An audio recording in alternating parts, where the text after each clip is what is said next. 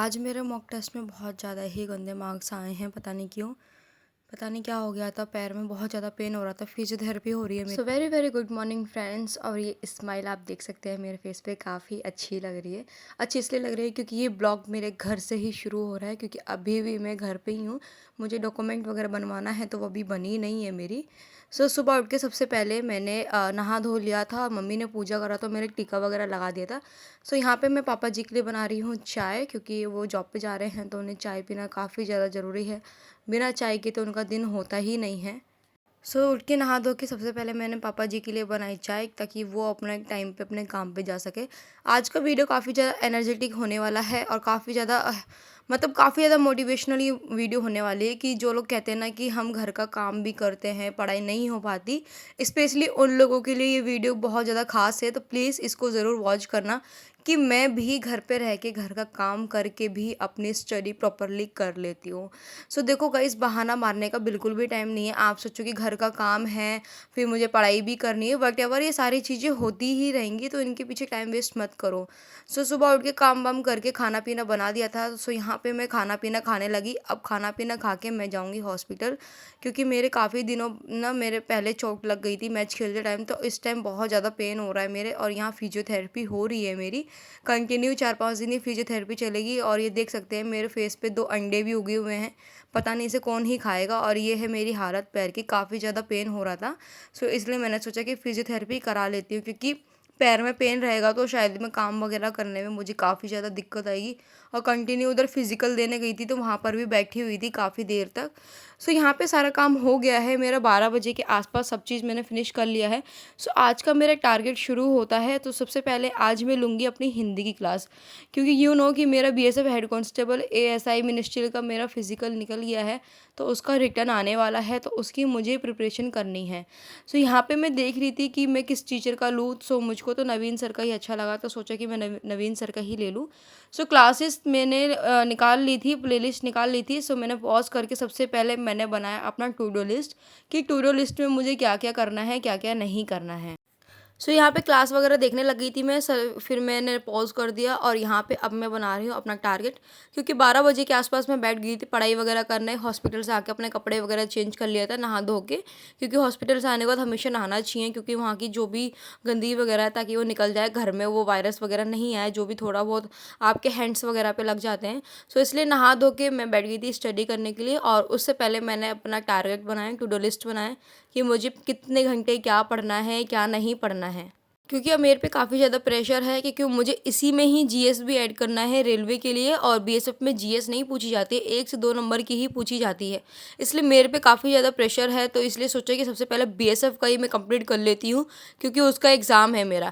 Start कर दिया है मैंने अपनी हिंदी की रिवीजन करने, क्योंकि मेरे नोट्स बने हुए थे और वो नोट्स मैंने रखे थे मेरे रूम पे। अभी जो मैं स्टडी कर रही हूँ, जितना भी मुझे याद है, अभी मैं सिर्फ और सिर्फ उसी चीज़ की स्टडी कर रही हूँ, क्योंकि एक्स्ट्रा मैं कुछ भी चीज़ पढ़ूंगी तो मेरे पास नोट्स नहीं है, फिर मैं अगेन यहाँ नोट्स बनाऊंगी, फिर वहाँ पे मुझे लिखना पड़ेगा, तो मुझे काफ़ी ज़्यादा टाइम वेस्ट लगेगा। इसलिए मैंने सोचा कि टाइम वेस्ट ना करके अपना बिल्कुल भी, तो इसलिए सबसे पहले जो मैंने पढ़ा हुआ है उसकी रिवीजन कर लेती हूँ, और उससे मुझे ये पता चल जाएगा कि क्या मुझे जो पढ़ा हुआ है उस पर भी वर्क करना है, या सिर्फ और सिर्फ मुझे उस पर रिवीजन करनी है। क्योंकि जो पढ़ा हुआ है काफ़ी दिनों बाद अगर आप उसको पढ़ते हो तो बहुत सारे लोग भूल जाते हैं, मेरे साथ भी ऐसा होता है, कुछ कुछ चीज़ें भूल जाती हूँ, लेकिन मैं ऑप्शन देखते ही या हिंट मिलते से ही मुझे याद हो जाता है। चीज़ों को जितनी जल्दी आप रिवीजन करते रहेंगे वो काफ़ी ज़्यादा सही रहेगा। इसलिए मैंने सोचा कि बिल्कुल भी नोट्स वगैरह ना बना के मेरे पे जो याद है मैं उसकी रिवीजन करती हूँ। और यहाँ पे हिलते हिलते मैं रिवीजन भी करने लगी थी, और गर्मी काफ़ी ज़्यादा ही हो रही थी। फिर भी मैंने गर्मी को इग्नोर करा और मैं अपना पढ़ाई पे ध्यान रख करने लगी। और यहाँ मम्मी मेरे से कुछ पूछ रही थी और उन्हें मैं जवाब दे रही थी, क्वेश्चन ही पूछ रही थी मम्मी मेरे से, और फिर मैंने उसको जवाब भी दे दिया था। हाँ, मेरी मम्मी भी थोड़ी बहुत पढ़ी लिखी है, तो वो मेरे से क्वेश्चन वगैरह पूछती रहती हैं, दीदी भी क्वेश्चन वगैरह पूछती रहती हैं। इसलिए मैं उनको क्वेश्चंस का आंसर देती रहती हूँ। अगर आंसर नहीं मिलेगा तो फिर पता ही है ना कि घर से क्या हालत हो जाएगी मेरी। अभी तो घर की हालत यही है कि डॉक्यूमेंट के चक्कर में मुझे घर पे ही रहना पड़ रहा है, और टाइपिंग वगैरह भी प्रॉपर नहीं हो पा रही, क्योंकि इसमें टाइपिंग भी मांगा हुआ है। लेकिन क्या ही कर सकती हूँ, अभी जो है अभी उसी पे ही फोकस कर लेती हूँ मैं, बाद में जाके मैं टाइपिंग कर लूँगी। सो यहाँ पे मेरी हिंदी क्लास ख़त्म हो गई है और अब मैं लूँगी मैथ की क्लास। मैंने कम से कम 15 मिनट का रेस्ट लिया है। रेस्ट लेने के बाद अगेन अब मैं स्टार्ट कर रही हूँ मैथ की क्लास लेना, क्योंकि मैं इन्हीं सर की मैथ की क्लास लेती हूँ। बीच में मैंने एक सर की भी लेने की कोशिश करी थी और वो काफ़ी अच्छा उन्होंने पढ़ाया भी था। लेकिन वो यूँ कह लो कि सिर्फ़ कांस्टेबल लाइन लाइन का ही पढ़ा रखा था उन लोगों ने, तो फिर मुझको वो इतना ख़ास लगा नहीं। मुझे सीजीएल लाइन का पढ़ना है, तो मैंने सोचा कि सर का ही पढ़ लेती हूँ। और रिसेंटली अभी कोई नोटिस भी जारी हुआ है एसएससी के ऊपर, पता नहीं व्हाटएवर क्या ही चीज़ें चल रहा है कि अब शायद जो डॉक्यूमेंट वगैरह भी फिल होंगे उसमें फिंगरप्रिंट वगैरह लगेगा। जैसे कि हम लोग घर से ही फॉर्म भर लेते थे, अब ऐसा नहीं होगा, आपको साइबर कैफ़े पे ही जाना पड़ेगा, क्योंकि वहाँ पर भी फिंगरप्रिंट लगेगा कि आपने ये फॉर्म भरा है कि नहीं भराया। फिर आप जहाँ एग्ज़ाम देने जाओगे वहाँ बायोमेट्रिक होगा, वहाँ पे आपका फिंगर से कंप्लीट हो जाएगा कि बार-बार आपके पास कोई नहीं आएगा एग्ज़ाम में, बिल्कुल भी प्रॉब्लम नहीं होगी। जैसे बार-बार आते थे ना तो डिस्टर्बेंस होने लगती थी, अब ऐसा नहीं होगा। और शायद ये अभी ये भी चल रहा है कि दोबारा एसएससी का कैलेंडर जारी होगा, व्हाटएवर क्या क्या ही चीज़ चल रहा है, ये क्या ही कर रखा है गवर्नमेंट ने। हम लोगों का हाल एकदम बुरा कर रखा है एसएससी वालों का। समझ ही नहीं आता कि वो लोग क्या चाहते हैं, क्या नहीं चाहते हैं। हम लोग हमेशा पिस जाते हैं। एक तो ओवर एज हो रहे हैं, ऊपर से इन लोग के ये कभी ये वैकेंसी के चक्कर में ये दिक्कत हो रही है, कभी उसके चक्कर में दिक्कत हो रही है। या यूँ कह लो कि शायद अब जो सीपीओ में पहले इंग्लिश माँगा हुआ था मेंस में, शायद वो मैथ को ऐड करने की बात कर रहे हैं। ये चीज़ें मैंने देखी हैं, सुनी हैं, तो ये थोड़ी-सी मतलब समझ नहीं आया कि क्या ही चाह रहे हैं ये लोग, क्योंकि हम लोग ओवर एज हो रहे हैं। अगर इन्हीं सब चीज़ों में पड़े रहेंगे तो कब ही हम एग्ज़ाम देंगे, कब क्या पढ़ाई करेंगे। सो जो भी एसएससी कर रही है प्लीज़ आप लोग भी सपोर्ट करना, ट्विटर पे हर एक जगह पे सपोर्ट करना। आदित्य रंजन सर का, नवीन सर का, हम सब लोग उनके साथ हैं। इस बार बिल्कुल नहीं चाहेंगे कि वो लोग हमारे साथ बिल्कुल भी गलत करें। सो यहाँ पे क्लास वगैरह ख़त्म होने के बाद 10-15 मिनट मैंने वॉक करा, थोड़ा अपने डॉगी के साथ खेला। उसकी वीडियो शूट नहीं कर पाई क्योंकि मेरे पास कोई ट्राइपॉड नहीं है। ये वीडियो शूट भी मेरी मम्मी ही कर रही हैं। खेलने के बाद अब मैं ले रही हूँ अपनी रीजनिंग क्लास, और रीजनिंग की क्लास लेने के बाद मैं क्लरिकल एप्टीट्यूड की क्लास लूँगी, क्योंकि बीएसएफ में जीएस की जगह ये पूछा जाता है। इसी सब्जेक्ट में आपका इंग्लिश भी आ जाता है, कंप्यूटर भी आ जाता है और आपका जीएस भी आ जाता है। इसी में सारे ही सब्जेक्ट मिक्स करके पूछ लेते हैं वो लोग। तो 3-4 घंटे मैं इस क्लास को भी अपना टाइम दूंगी, क्योंकि ये काफ़ी ज़्यादा ज़रूरी है। यही जो 2 सब्जेक्ट है रीजनिंग और क्लरिकल एप्टीट्यूड, यही मुझे प्रॉपर 40 नंबर दिला सकता है। सो बिल्कुल भी इसमें मैं गलती नहीं करूँगी कि 1 नंबर भी मेरा रह जाए। हालांकि मैंने आज रीजनिंग का टेस्ट भी देना है, उसमें देखूंगी क्या ही नंबर आ रहे हैं मेरे, क्योंकि काफ़ी दिन हो गए मैंने रीजनिंग का टेस्ट नहीं दिया है और ना ही मैंने रीजनिंग प्रॉपरली पढ़ी है। मतलब पढ़ी है, एक क्लास ही लेती थी मैं, और अब क्योंकि बीएसएफ में थोड़ी सी रीजनिंग अलग पूछी जाती है एसएससी के अकॉर्डिंग। सो मेरे को देखना है कि किस अकॉर्डिंग वो पूछ रहे हैं, क्या मेरे स्कोर किस तरीके से आ रहे हैं। आज तो फिलहाल मैं मिनी मॉक टेस्ट दूंगी और बहुत जल्दी मैं इसका फुल मॉक टेस्ट दूंगी, क्योंकि फुल मॉक टेस्ट में ही पता चलेगा कि मेरे प्रॉपरली किस सब्जेक्ट में, किस टाइप में मेरे को दिक्कत हो रही है और मुझे कितना पढ़ना पड़ेगा, कि मुझे नॉर्मली स्टडी करनी पड़ेगी या मुझे कुछ ज़्यादा ही टाइम देना पड़ेगा बीएसएफ के सब्जेक्ट में।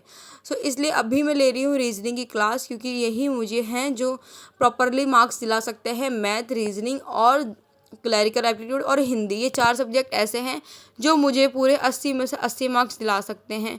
लेकिन फिर भी अगर मेरे 70 के आसपास भी नंबर आते हैं तो बहुत इनफ है। और 20 नंबर की जो है वो कंप्यूटर है, उसमें भी अगर 10-15 नंबर आते हैं तो काफ़ी इनफ है मेरे लिए।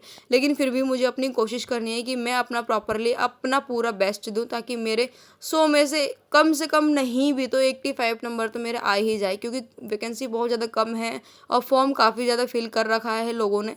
सो इसलिए मुझे अपना टारगेट अच्छे से अचीव करना है और अपनी स्टडी पे फोकस करना है पूरी तरीके से। सो यहाँ पे मेरी रीजनिंग क्लास पूरी कंप्लीट हो गई थी। अब मैं क्लरिकल एप्टीट्यूड की क्लास ले रही हूँ, क्योंकि ये भी काफ़ी ज़्यादा ज़रूरी है। और इसमें ना मतलब इंग्लिश भी पूछ लिया जाता है, 2 से 3 नंबर का आपका इंग्लिश आ जाता है और 3 से 4 नंबर का आपका जीएस आ जाता है। सो इसलिए अभी ये भी पढ़ना काफ़ी ज़्यादा ज़रूरी है कि इंग्लिश में किस टाइप के क्वेश्चन पूछे जा रहे हैं, क्या नहीं पूछे जा रहे हैं। मेरे हिसाब से तो इसमें सिनोनिम्स और एंटोनिम्स ही पूछा जाता है, ज़्यादा कुछ खास नहीं पूछा जाता, लेकिन उसकी भी रिवीजन करना काफ़ी ज़्यादा ज़रूरी है। सो ये क्लास भी मेरी कंप्लीट हो गई है और अगेन अब दूंगी मैं अपना टेस्ट रीजनिंग का ही, और मैं ऑनलाइन टेस्ट ही देती हूँ टेक्स्ट बुक पे, क्योंकि मैंने परचेस कर रखा है। अभी रिसेंटली ऑफ़र वगैरह चल रहे थे, मैंने आपको लास्ट वीडियो में भी बताई थी कि ऑफ़र वगैरह चल रहे हैं, आप लोग भी परचेस कर लेना। जैसे कि मैंने परचेस कर लिया है और अब मैं इसको टेस्ट वगैरह दूंगी। सो ऑनलाइन ही मैं करूँगी, और अभी अपनी आईडी को लॉगिन कर लेती हूँ कि किस तरीके से क्या हो रहा है उसको भी देख लेती हूँ मैं, क्योंकि मैंने लॉग आउट कर लिया था, अपने फ़ोन में ओपन कर लिया था मैंने इसको। सो यहाँ पे अभी भी एसएससी फाउंडेशन का ऑफर चल रहा है, आप लोग विजिट कर सकते हैं जाके। सो यहाँ पे देख सकते हैं मैंने 4-5 टेस्ट दे रखा है और अगेन अब मैं स्टार्ट करूँगी अपना टेस्ट। और ट्राइपॉड है नहीं और मम्मी थी नहीं, तो मैंने सोचा कि मैं थोड़ा बहुत जो भी अपना रिकॉर्डिंग वगैरह कर सकती हूँ कर लेती हूँ, क्योंकि टाइम का तो इसमें ज़्यादा कोई इशू नहीं है, क्योंकि 20 नंबर में 20 मिनट में 20 ही क्वेश्चन दे रखे हैं, तो वो कब हो सकता है, इसलिए उसमें कुछ दिक्कत नहीं है।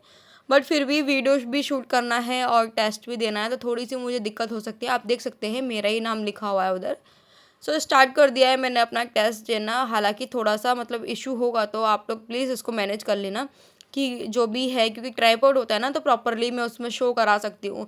लेकिन अभी ट्राइपॉड नहीं है, तो थोड़ी सी मुझे दिक्कत हो रही है, वीडियो भी शूट करना है और टेस्ट भी देना है, तो थोड़ा सा मुझे इशू हो रहा है। बट फिर भी आप लोग मैनेज कर लेना, जितना हो सकता है उतना मैं आपको शो कराऊंगी, उतना दिखाऊंगी, ताकि आप लोग को भी ये लगे कि भाई घर में रहकर भी पढ़ाई हो सकती है। आई नो कि घर में रह के प्रॉपरली पढ़ाई नहीं हो सकती, इसलिए मैं घर से बाहर हूँ।